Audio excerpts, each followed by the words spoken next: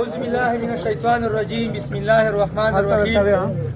نن د مبارکه د رمضان میاشتې 22مه رجادو د چا 21مه دو الحمدلله چې په دا 13 شل 22 ورځې کې په جنیکل کې داسې واقعیا نه وشوه چې په هغه کې دغه کوم غمجن شوی وي یا تکلیف ته رسېدلی وي. بهرحال وطن دی خامخا دومره ډاکه ټیکه وکېږي. نن چې د میژ روغلي خالص په دغه نیت باندې روغللي چې په ټوله جاني خیل کې یو د والي نور مارکیټ داسې دی چې دولته ډېرې د خورونې او د غریبونې هغه سنه سره روزګار روان دی. خو له بده مرغه چې میژ یا بدبختي وویایي یا بدقسمتي وویایي یا په میژ کې خپله سنه څه داسې غلطۍ وي چې هغې په وجه باندې دله ته د کاروباري خال ته د غریب خال ته نقصان رسیږي. بیا په چار دو چې میشتو څه داسې عمل داسې کردار داسې چارې نه وکړو چې په هغه وجه باندې علاقه بدنومیږي، کاروبار ختمیږي، د غریب خلک روزګار ختمیږي. پرین دلته یوه داسې واقعه وشوله چې په هغه وجه باندې په دا ټوله علاقه کې یوه د غم یوه د پریشانۍ یوه سلسله راونه شوله. خو نن الحمدلله دغې ځوانونې د قوم دغه وطن په هغه کیسه کې ډېره محنت وکړ، ډېر کوشش یې وکړ او هغه مسله یې په خیر کړه. خو دغه مسله فلحال خو په خیر شوله، خو میژ بیا هغه لږ کیسه نه څه ډارېږي، کیدای شي د میژ د داسې عمل نه د داسې چارې نه کله هغه مسله بیا جوړه شي. وس میشتو سته دا په چار دو ګوره پردی خلک چې کیم دی دا میژ ته وطن نه جوړوي. پردی خلک د میژ په روزګار باندې نه دی ګوډه، پردی خلک د میژ په خوشحالۍ باندې نه دی ګوډه.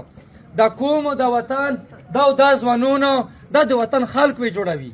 بیا که چیرې میشتو داسې چار کو داسې عمل کو چې په هغه وجه باندې وطن ته نقصان رسیږي، بیا د دغ شي جرم دوري دا بیا میشتوس په خپله وي. بیا میشتوس داسې چار ویلې کو چې هغه وطن ته نقصان رسیږي. دلته دې ځوانونو داسې وي چې هغه ورسي خپله جمع مخشیلای وکړي، خو یو نیم داسې وي چې یخ په وجه باندې ټوله علاقه بدنومیږي. نو کم از کم ټول ځوانون جمع شوي دي.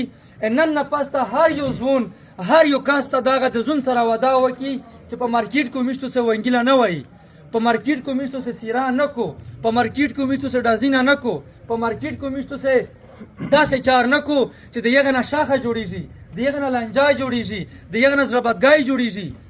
ګوره که چیرې دا چارې د دغې چارې سره د دغې ونګیلې سره د دغې سیرې سره د دغه د موټرسایکلي ډزولې سره د موټرسایکلي د ویلینګ سره یا د ډازي سره یا د دغې د نورې کیسې سره په د علاقه کې خوښي تللی، خو د په ټول وطن کې دغه خوښي وای هیڅ چېرته دا نشته دی. هغه خلک کردرېمي خوراکینه کو ګاپینه شپینه لګوي مجلسینه کی بشکیم په کومه علاقه کې داسې مارکیټینه په دغه لیول باندې ابود وي بیا اورته نه شاخه جوړیږي نه لنجا جوړیږي نه سپکه جوړیږي. نو کم از کم چې میشتو څه داسې عمل ونه کړي داسې چار ونه کړي چې د تیرې د راونې چې کومې 11 ورځې دي چې د علاقه ته میشتو څه غام راوړي. نو دغه ځل میش سول کی میش مهنت کی سپیشل یو داس ځوانون ته کی چې میشتو څه داسې چار نه کړي چې په هغه سره علاقه بدنومیږي. دغه نه علاوه چې د کوم خلک ټیپک خوستي دي چې د کوم خلک وسلوال دی دغه میسول کی دغه میش مهنت کی چې داسې ځایونه ته توس مادرې مستای داسې علاقې ته مادرې مستای چې توس په وجه باندې هغه علاقه کې چې کوم څه امن یا خرابېږي ځکه چې دا خو ډېر زورور خلک دی ډېر ظالم خلک دی. بیا نه په ولس باندې دی نه په ترسار یې باندې دی نه په ماشومون باندې دی.